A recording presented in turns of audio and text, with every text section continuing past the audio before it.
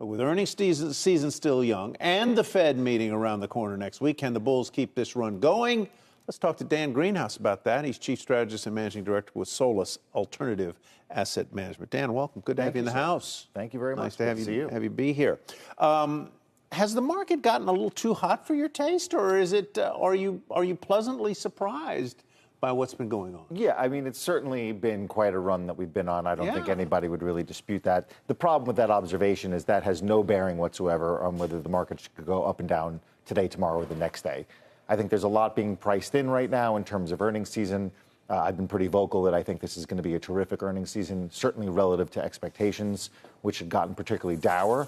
And I think the macro sort of top-down way of looking at the market is better than the bottom up, and I think the market is starting to sense out some of that better than expected. A lot of forecasters and market strategists like you had been looking for a recession, right? But they keep talking about it, but it hasn't come. It hasn't come. Or now it feels like if it comes, it's going to be a mini recession, a nice little recession-led. Sure.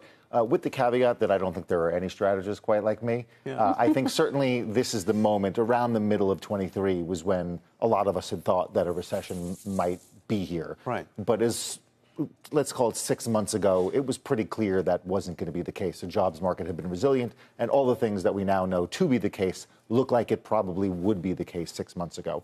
I think the issue you have now is, okay, we've had terrific market performance, certainly market cap over equal cap led, but all those indicators are still suggesting that there's trouble down the road, and that's the dichotomy that I think we have to wrestle with over the next 6 months. So then how does Fed Chair Jerome Powell address that sort of delicate dance next week at the meeting where we're expecting a 25 basis point rate hike and then the ECB to act as well? Yeah, listen, at this point, it seems like another rate hike is baked into the cake. But I think most investors should be of the belief that one more hike, two more hikes is largely irrelevant. The issue now, and really has been, how long are they going to leave rates up at this elevated level? That's considerabably more consequential for the economy and ultimately the markets than whether they hike one or two more times. So even after that inflation number, you think one more rate hike right now is still warranted? Forget what I think. They've effectively told us that they're going to do one more. So whether I think they should, and the network is littered with people saying they should or they shouldn't, they've told us that they're going to. But again, I think 25 basis points,